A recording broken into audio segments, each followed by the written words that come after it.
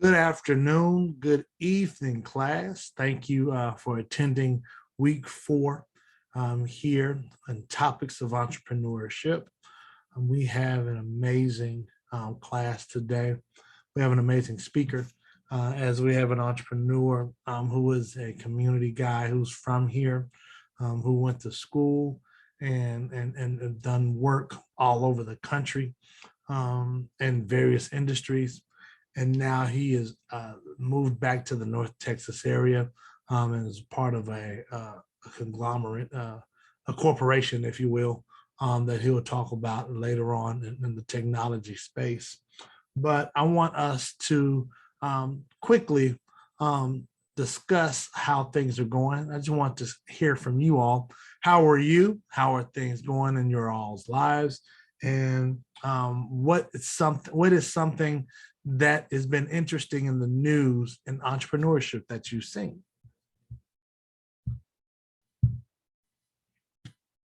If you all seen anything.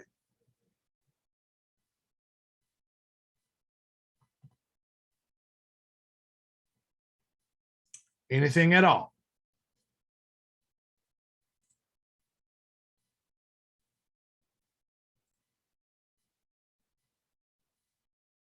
Well, I can wait too. So I'll wait till someone unmutes themselves before I call a name out. I see 8 names that I can call.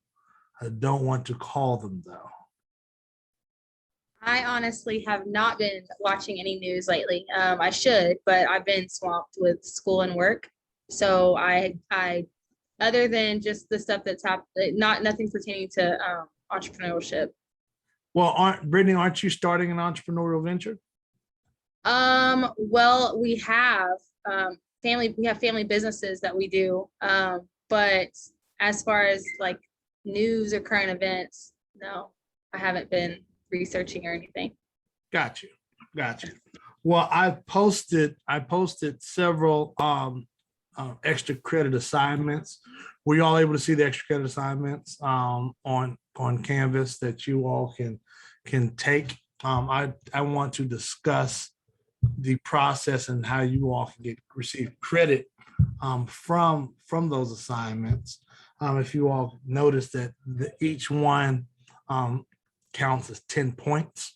And what I will do is that for every extra credit assignment you all submit and complete appropriately, I'll add 10 points to either your quiz grade or 10 points to your final exam grade that you all will do next week. And so if you all take 5 off, well, there are 3 of them released now. You will get the last 2 this week. But if you take all 5 and you receive 50 points, then what I would do is, let's just say you scored a 95 on a quiz, but you scored an 80 on the final exam, on the exam. Well, if you score 50 points, I will use one of your papers. If you score 10 points to cover one exam. But unfortunately, those 5 points will not carry. You'll exhaust the rest of the 10 points once you make a 100. But if you have an 80, I will give you the entire 10 points of your final exam. So you will have a 100 for one of your quizzes, and then you will have a 90 for your other quiz. You won't be able to transfer. Since it's 20 points total, you only needed 15 points. You won't receive a 95 for your other exam because the maximum you can get for one exam is 10 extra points. Does that make any sense? All right. Good deal. Also, I want you all to be aware of quizzes. I see a few of y'all taking the first 2 modules of the quizzes, but chapters 3, 5, and 6, I believe I haven't seen yet. I haven't seen too many people take those quizzes. So please take those quizzes as soon as you can. Today we'll be discussing briefly module 6. I want to talk problem solving, but we're not going to discuss problem solving in the traditional sense that we've done the last 3 weeks or the last 2 weeks. I want us to discuss problem solving through our interview or through this entrepreneur that is going to make a presentation. And so in a few minutes, we'll have Gabriel Langley. Gabriel, if you would please turn on your cameras, turn on your camera. We'll get started shortly. But I've known this young man since 1998, I believe, since the 90s. And this guy, we went to the same high school together. He was head drum major of the Townview. He was the first head drum major of the Townview Big D marching band. He marched at Roosevelt before that. He also attended O.W. Holmes, was a member of the Boss Band. But at Townview, he graduated from the School of Health Professions. He then attended Southern University in Baton Rouge, where he's done a multitude of things. He will be able to talk to you about that a little bit briefly, not only with his studies, but also with his extracurricular, which turned into an entertainment venture. And then I've always seen him in the entertainment space or an entrepreneurial space. And so a couple of years ago, we would always see each other when he would visit in town. But a couple of years ago, he settled here in Dallas, and we started rebuilding our relationship. And so I wanted him to come and discuss some his journey in the entrepreneurial space. But most importantly, just want to provide some encouragement to you all and how to navigate the entrepreneurial world. Without further ado, Mr. Gabriel Langley. How you doing, Gabe? I'm good. Thank you so much for the warm introduction, Matt. No problem, Doc. No problem. So what we're going to do, this format, this is a very laid back class. This is a summer school course. I normally teach courses like this in a 16-week format. This is a 5-week course.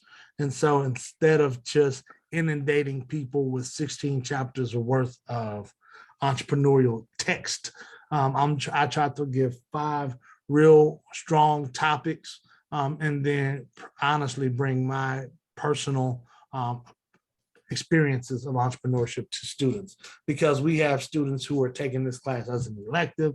We have a couple of students who are very interested in starting their own business sometime or someday, or a part of their family business, as you probably heard earlier today. And so I wanted to provide context for the audience that you are with. And I just want you to be comfortable, and I want you to be you.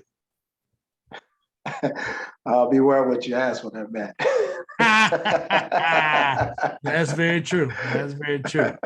But before, all right, hold on for 1 second. Something's going on with my computer here. I'm trying to pin these people. All right, now we get to go. All right, so before we get started, class, if you all have any questions for Gabriel, please type them in the chat box. Again, we're going to discuss his entrepreneurial journey. And then after we wrap up, after I ask a few questions, I will open it up to the class. I will read the questions first, that's on the chat, but then afterwards, you all can unmute yourselves and you can have a discussion. All right? Good deal. Gabriel. Yes, sir. Before we get started, tell us a little bit about yourself that either I didn't say, I incorrectly stated, and just stuff that you just want everyone else to know about you. I think you kind of covered the general basis. There's not a lot that you didn't say, other than the fact, the details behind everything. So you were pretty spot on, being from the journey of, being a Dallas grown native, and worked myself way through the public school system and into the entertainment world by way of the health field, and then on into college, and then on into entrepreneurship. And one thing that I can say is to all of you guys, you're in an amazing space in time. Most people, like myself, did not choose to be an entrepreneur. It kind of became a necessity in life. Something I didn't choose, but it was forced upon me, and I had to take hold of it and accept it and champion it for my well-being. You guys have an opportunity to study entrepreneurship from someone that has lived entrepreneurship since they was a young man, and kind of understand what it takes to be successful from a very young beginning um, of your careers. So I applaud all of you for even taking the step to, even if it's an elective, just to understand this journey is something that can change your mindset, even in corporate America. So I applaud you guys for taking the step. Most def. I appreciate you saying that. I do want to give the students your title officially. You are the business relationship manager for AG Partners Unlimited. Now, AG Partners Unlimited is the organization or the master agent of Fubu Mobile Technology, or Fubu Mobile Incorporated. Tell us a little bit about your current position. So my current position, again, it kind of happened. I started this business management firm naturally because I was managing musicians in the past, managing my own band, managing my own career as an entertainer. And then I got into finance. And I started helping people with financing as far as home loans and just personal loans and equity. I branched over into business loans. A company actually back in 2017 called Out of the Box was a division of Finland Financial. They recruited me to come in and do business loans. That's kind of when I really got my first taste of the SBA and all of their slow walking processes. That's it. And so from that, just coaching businesses on how to secure SBA loans, working capital, and other different type of lines of credit and equity. I started to realize that just not from that aspect of finance that I had some knowledge to share, but also just from some of the things that I experienced from management, from the corporate aspect that I've been in, as well as the entrepreneurship aspect that I was in. That built into a business. I started recruiting other businesses and clients. I recruited a good friend of mine after the fact who was a senior manager for Comcast back in the day. And so he had the management experience when it came to, I should say, corporate style, large scale turnover business. And so we kind of built that out. We built out a structure. We partnered with a strong HR team from Appletree HR. And we built this business to manage small businesses and help them understand the loopholes that they have, the possibilities that they have when it comes to just being a small business and how to tap into the community of assets that they have. Then in the process of doing so, I personally wanted to get a franchise off the ground. And I was looking at Burger Rim. Out in California when they was first starting to move to Texas.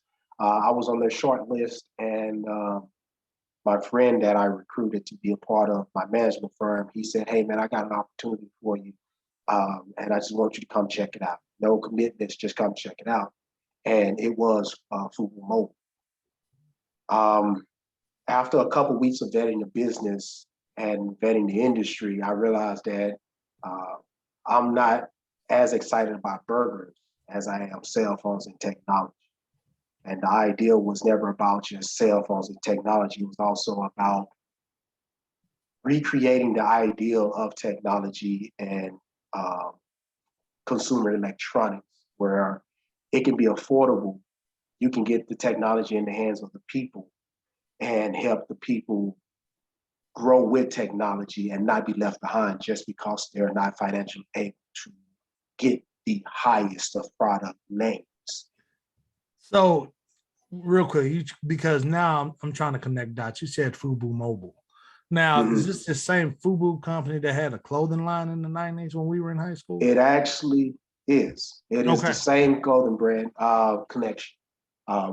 Dave and John and the entire Fubu team is actually a brand partnership. What happened is they wanted to expand their brand, which they've been successfully doing since the 90s. And they had the ideal to get in front of the millennial crowd by way of technology. Best way to do that was with cell phones. Everybody needed a cell phone. So that's how the concept was born. They partnered with an executive that sold his way out of Metro PCS back in the early, I think it was around 2011, 2012.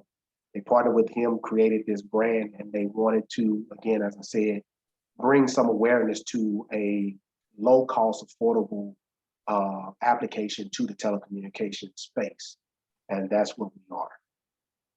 Got you. So you're a franchise owner now too. Is what I am. Okay. Yes, sir. Yes, sir. Here in recent months, I would say in the past maybe 6 to 8 months, I've elevated into the position of business relationship manager for the master agency. And just to be clear, the master agency is the entity that manages the entire rollout of the business nationwide. So if you want a franchise, what does that look like for you in your area, your demographic, your area analysis? All those things are done by the master agent. And so it's only been about 8 months since we took over that position. But in walking into that position, I had to be an authorized dealer franchise owner first. Mm-hmm. And so my goal was to, as I said, look at owning a franchise. My goal was to take the franchise, the location, and operate it from my experience and standpoint. I didn't want to be the person that just poured capital into a business and hope for the best. I wanted to be boots on the ground and working with my own two hands. So that's really what I did. I stepped in, I learned the industry. I really consumed the process and procedures of the telecommunication industry as a whole and worked to help introduce this to the community for what exactly that Uber really wanted it to be. Got you. All right. This is a great segue to do a flashback. I don't know if you keep up with Netflix shows. They give you a teaser the first 5 minutes, then all of a sudden the next 45 minutes is a huge flashback that will build you up to this point now. So talk to us about your beginnings now. Talk to you. Let's say you graduated 2000, right? Mm-hmm. I'm not giving your age, but I know you graduated in the year 2000. I mean, you might as well have gave it. That was easy. So talk to us when we departed at Townview. What happened there and how in entrepreneurship? I had an amazing idea of becoming a sports reconstructive surgeon. Furthest thing from entrepreneurship. Went to Southern University on a scholarship, a jazz scholarship. And Southern University had one of the #1 biology programs in the HBCU community. And so I wanted to be a part of it. Went there. I learned from some of the best. And I did very well up until about, I joined a scholarship program with the Marines ROTC. And they was going to pay my way through medical school. And during that time, Bush declared war on Iraq. And that kind of turned everything on its head. That in conjunction with my father got sick. And college kind of became less of a priority. And my family became a priority. My grades started to slip. I really couldn't focus. And so at that time, I was given an opportunity to be on a reality TV show. And it, in many ways, that reality show kind of saved my life. I was so depressed and kind of out of it that I went from being an A student at the university and being the senior representative on a biomedical symposium in San Diego and in Washington, D.C. to being a college dropout at home. So I really had to kind of focus on what I could do at that point in time. The reality TV show came and they gave me a place to stay. They told me they'll put me on TV and I could just be myself. And so that's what I did. And during that time, I had to kind of figure out what I was going to do to survive, what next. And entertainment was the only thing I had at that point. Hold on, I got to pause because I know people want to ask. Please tell us what reality show you were part of, because what I don't want people to say is They don't need, you don't need to be on any. Well, you go and say which one you want. I have my opinions on it. The reality show was called College Hill. It was on BET. Beautiful thing was it was the first all Black cast that made history on primetime TV. First time an all Black cast made history as a primetime TV reality show. And it aired in 2004. So it's quite some time ago. Yeah. But yeah, that was College Hill. Season 1. Season. Check it out on Paramount Plus. If you Anyway. can find it, who knows? Anyway, I digress. Yeah, well, so entertainment was all I had. I mean, like I said, I went to Southern University on a jazz scholarship, and so at that moment, I had people around me in the entertainment world. Obviously, I was surrounded by BET, Tracy Edmond, Babyface, you know, the singer. Everybody was around. The executives from BET was around. Stephen Hill. And so I tapped into those people and just got recommendations on what they thought I could be if I dove into entertainment. And to my surprise, I got a lot of green lights. And it went from me playing music and touring to people ask me, well, have you ever thought about modeling? Have you ever thought about acting? And I hadn't thought about any of that stuff, but I knew I needed a paycheck. So I was like, you know, hey, listen, whatever I need to do. The gift that I was given from high school was my band director. He taught me the business of being a musician. And so I took that knowledge of understanding a set list, planning and scheduling, how to book an event, how to structure an event, and I applied that to being an entertainer. And that aspect of it carried me to performing in shows in New York, performing in Florida, in Miami, in DC, and then eventually I traveled all the way to Los Angeles. I fell in love with Los Angeles, and I eventually moved to Los Angeles. And I just pursued that career and as hard as I could at the time.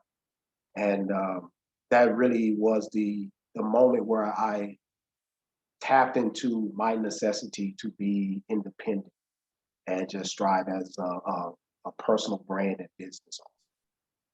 Got you. Now, most people, thank you for sharing all of this. And this is actually going into space beyond my knowledge now, because we haven't caught up with, you know, with our history in the 2000s. But I want you to talk about the business aspect of the entertainment industry. I know all of us see the glitz and glamour, or a view or an angle of the glitz and glamour of Hollywood.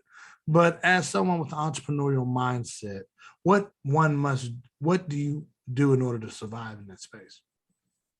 The biggest thing that I've always spoke on when it comes to the music industry is understanding your brand and understanding your gift.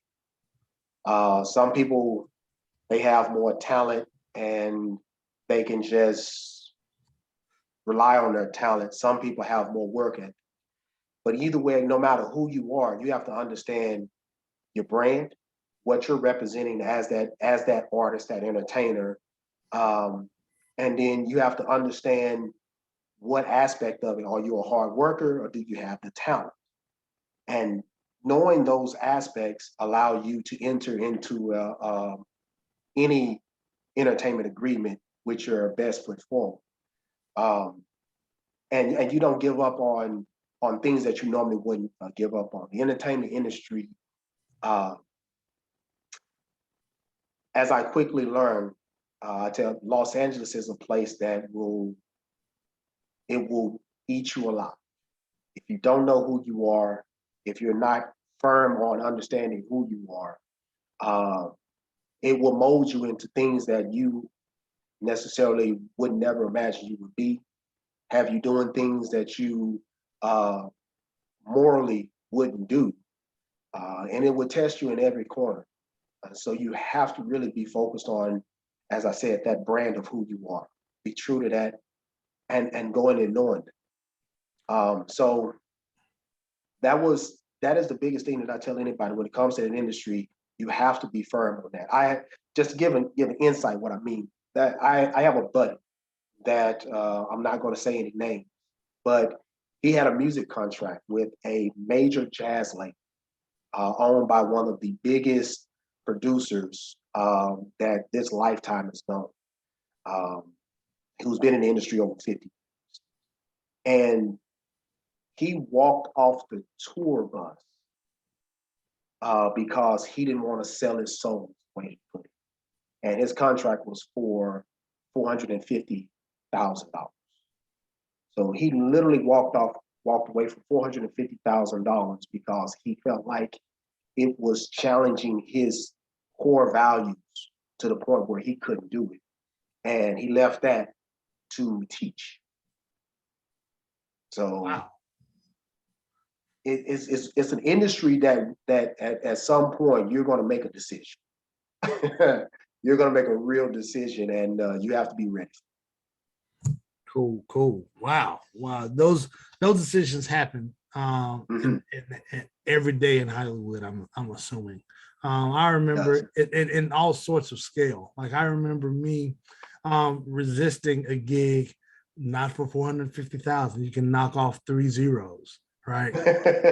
Like there were some things I wouldn't do for $450, right? And that's something that entrepreneurs have to deal with. Like there's when there's conflict with your moral character and the things that they are expecting you to do, you can say no and walk away, but it'll cost. Talk to us a little bit about consequences in entrepreneurship, because we've all made decisions. We've all received deals that could be the come up. That is the this is too good to be true. But absolutely. I speak directly to dealing with the brand of food. Being attached to the brand has given me a lot of those moments where people see the brand and they're like, "Oh, FUBU, man, the clothing brand. Oh my God, man! Listen, I've always wanted to work. Man, let me do this. I want to do this and this and that." I can't tell you how many times I've had Instagram models be like, "Well, let me just promote the brand," and I go through your page and everything is naked, and it's like I can't. It's a family brand, and as much as I will want the free promotion, the free marketing, I can't allow that. But more than that, as I mentioned, FUBU Mobile is a brand that's for the community and is to champion, the uplift of our communities. We've had people come to the table with several millions of dollars and want to buy up entire cities and roll out locations. But the problem was they had no intentions of actually adding value to the community. And if I said yes to this one person that was going to throw up 15, 20 stores and they wanted to add nothing to uplift people or to add value to people, then ultimately the brand will start to reflect that rollout and not the actual purpose of what we was trying to accomplish. So as hard as it was to walk away from $1 million, $2 million deal, we had to look at the damage it would do over time and what it would actually cost to rebuild that brand, which would have been far more greater than a couple $1 million. Wow. I teach another class here called social entrepreneurship, and we talked about just that, right? In the fall, I'm teaching it in the fall, and we're going to talk about the 5 different spectrums of social responsibility for corporations. And you touched on one of them, and it's your partnerships. And if you don't have the right partners who are aligned with your core values, even having the currency that can fuel your economy, still in the short run you also have to look at the long run ramifications of those. So Absolutely. thank you for sharing. Thank you for sharing that. I want to ask about Fubu Mobile now, where your store is located, what you're looking for in terms of a client, a customer rather, if you're looking for other partners. How can people get connected with this family brand? And then I would like the students, if you all have any questions, to either unmute yourselves or to type in the chat box the questions that you may have for Gabriel. Okay. So right now we have the location in Arlington, Texas. That is now the corporate location for Fubu Mobile. We have a location also in Detroit. We had 4 locations in New York, but obviously New York was hit the hardest with COVID-19, so those locations have shut down. We had a second location here in Dallas, but the same COVID-19 was very stressing on that location. So we packed it up and we're waiting on some build outs in the city of Dallas that's going to house that new location. But ideally, we're always open for investment opportunities. We have a platform called the Community Invest. And what it does, it allows the community to actually come in and own percentages of the stores. And that's one way that we give back to the community is so the community actually have ownership in the location in their neighborhood. The customers, we service everyone. Everyone needs a cell phone, the same great networks that you get from T-Mobile, AT&T. We can provide those same things, the same cell phones that you can buy, the iPhone 12, the iPhone 12 Pro Max, or the Samsung Ultra 21. We sell all of those as well. So it's a process of being providing the exact same service, but also be able to find the way to provide that service where it's not as taxing financially. So we have financing benefits that naturally doesn't come from big box brands. And then we also have discount programs and other different opportunities to help get some of those phones. And we're just always looking for different ways to really make that connection between technology and the consumer base, even if it's educating the consumers on how to get technology in another brand that you may not be quite as familiar with, but it gives you the exact same quality that you would, because I know there's a lot of Apple lovers and Apple users out there, but the greatest thing that Apple has to offer is their marketing. Their marketing is one of the best you'll ever find. The technology is no greater than any other technology. I don't care how many times people say the iPhone is better than Samsung or all this, the worldwide debate between one or the other. It's all the same. But Apple has a marketing platform that is unrivaled at this point. So we just try to educate people on that knowledge, whether they want to hear us or not, whether they want to see the little blue dot pop up when you text or not. At the end of the day, that little blue dot means absolutely nothing other than you've been sold a great marketing concept. Very true. Very true. As someone, I can't deny it. As someone who I am talking to you on an Apple device, looking down at the text message from an Apple device, and have an Apple device to the right of me. So I get the marketing thing works, but you're absolutely right. The technology and marketing is important in entrepreneurship.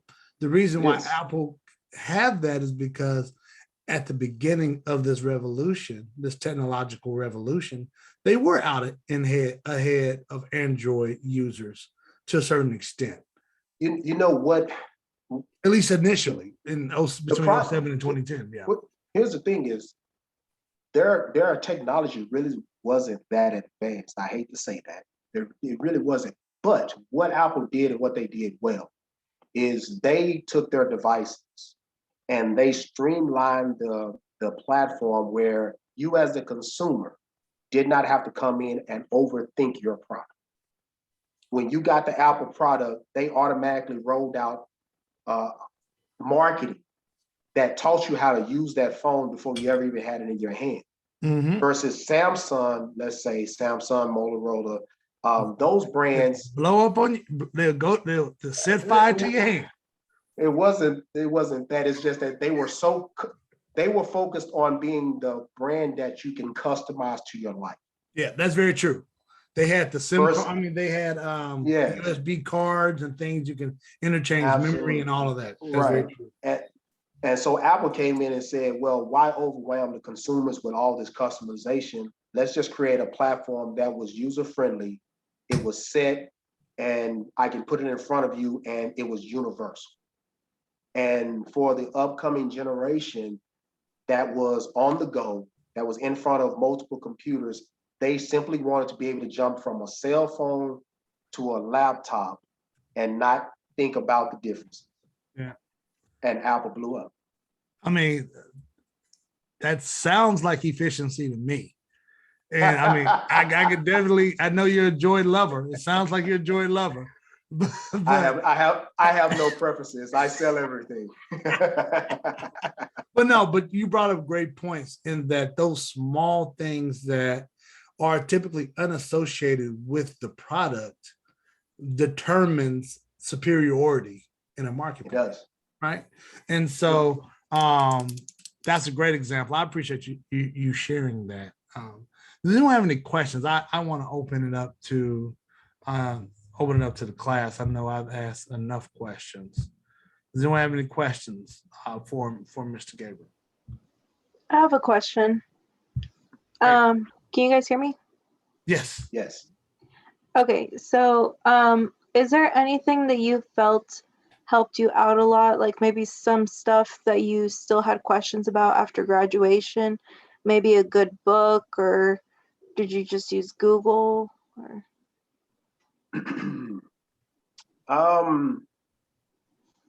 I think the most useful thing that I continue to hold on to that was in a book, and I'm gonna answer this two form the book aspect, and then I'm gonna answer that from a experience aspect. From a book, the art of just continuing to just assume that it can happen. Just ask the question. Just simply ask the question. It can happen. The name of the book escaped me at this time, but I'll go back and figure out the name of the book. It's been a long time since I read it. But the one thing that I took from that book is, as an entrepreneur, no, as a person, you generally set boundaries for yourself subconsciously. You overthink yourself, or you may think yourself out of a good idea because you're thinking about all the things that can go wrong, or all the risks that you're going to take, and you stop thinking about the things that can go right, the potential of it being successful. And as an entrepreneur, the percentage of success is almost always going to be smaller than the percentage of failure or risk or any of those factors. But if you always talk yourself out of it, you will never take action on those opportunities to even gain those moments of success. And a lot of times those moments of success may catapult you 5-6 steps forward. And then those failures that you have in between may only take you back 1 or 2 steps. But guess what? In the end, you're still up 3 steps. And that's kind of one of the things, is you always assume the yes, you always go forward, you always ask for it, and you just try to just focus on just pursuing even the hard ones. You pursue the necessities to just move forward and just assume that it's going to happen. Now, from a experience standpoint, the one thing that I took from just life in general is my ability to understand process and procedure. I can quickly dissect how something works systematically, and from that, if I'm confronted with something, I quickly dissect that and I insert my strengths into that process, which minimizes my potential to fail. And so once I do that, I got plan A, plan B, plan C. My contingencies is through the roof. And I think that's one of the biggest things that has helped me continue to move forward is I've always leaned on those aspects of always assuming that it's going to happen and anytime I'm in a situation, I dissect it to the point where I have my contingencies ready and lined out. Okay. Thank you. I have a Great question. Mhm. I have a question on how do you pick, or how did you know what company that you wanted to franchise to go into owning? How do you know what You to look know, for? I did an interview with a friend of mine some months back, and he asked this question better than I could have ever. So I am going to take his answer and pass it on. Uh, it is truly a individual process. You have to take a hard look at yourself. Are you the type of person that needs to be involved, want to be involved, hands-on? Myself, I wanted to be hands-on. Do you want to be the type of person that sit back and collect a check? Do you want, and I step back and I put this in real world situation. Um, you can go to a McDonald's franchise and you can buy that franchise. And McDonald's being such a strong franchisee, um, they will put all the system processes, management, hiring, marketing, boom, boom, boom, boom, boom. All you got to do is write a check and turn that business on and it will run. If you're that type of person, you can absolutely do that. You will not have to learn anything about burgers other than knowing the basics, understanding of their system and process. If that's what you, but if you go to something like a Jiffy Lube franchise, Jiffy Lube wants you to have some experience in mechanics.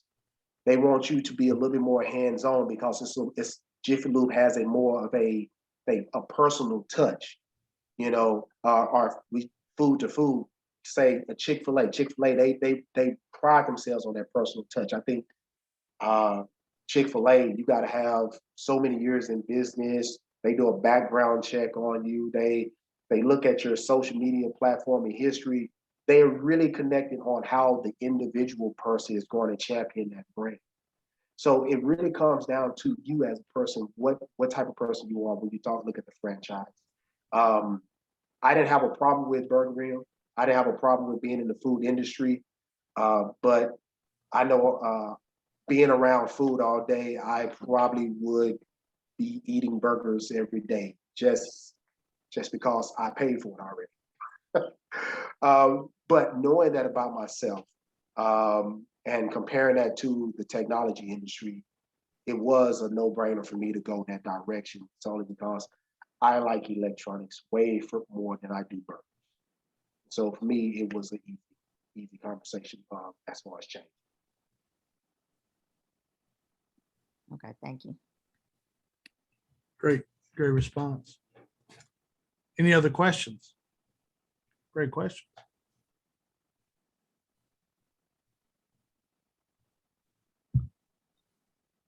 Any other questions from anyone? Good deal. Gabriel, do you have any last thoughts that will be lasting to our hearts and minds for the rest of our lives? I would say just for anyone and everyone, I guess, who truly plan on pursuing entrepreneurship, know that it is not going to be an easy journey. The social media lights have made entrepreneurship seem to be a very glamorous idea from the e-commerce platform. But when you are truly in the space of entrepreneurship, there's going to be a lot of ups and there's going to be a lot of downs. And your family and your friends, as much as they love you and you love them, they are not going to be the ones that you build your success on. Your success is going to be built on the product that you have to deliver to the community and the quality of who you are injected into that product. And you have to tap into that resource in order to grow your business. And from my best advice would be to surround yourself with other like-minded entrepreneurs. That's going to help you weather the storm, the ups and the downs. In the short time that me and Matt have got back in communication with each other, many times we've talked about some of the challenges that I've dealt with, just to get a good laugh. Because there are going to be moments where you're going to laugh, and immediately after laughing, you're going to cry. Those P&Ls are going to hurt more days than not in the beginning. And if you ever heard the factor that it takes 3 years to get a business up and running into the black, that's more like 3 to 5. Yeah. So there's many things about entrepreneurship that's going to be challenging. But know that you're not alone. The greatest thing that I've learned through this journey is entrepreneurs tend to band together. If I see you working hard in your space, I have no problem cheering you on. I have no problem championing you and your business. If you're doing right by your business, you're trying to do something of quality. Entrepreneurs generally band together and cheer each other on. And so I just say, as you make your journey, even with the people in this class, don't lose contact. Follow each other, champion each other, cheer each other on, because you're going to need those people that truly understand the struggles that you're going through and not looking at you as if, oh, you're an entrepreneur, man, you got it made. I know you got loads of money sitting in the bank. You're balling out of control. Don't tell me that you struggling this month, man. You can buy dinner for everybody. People are not going to get it. Yeah, I may have $100,000 in the bank, but 99,000 of that 100,000 is operational capital. Yeah, about to say it's accounted for already. Right, so that $1,000 got to last me for breakfast, lunch, and dinner this entire month. So it is truly a space where entrepreneurs really stick together, really champion each other, because those are going to be the ones that's really going to understand everything that you're going to help you keep moving forward, because it's not easy. And truly, it's one of those statements, if it was easy, then everybody would be a wealthy entrepreneur.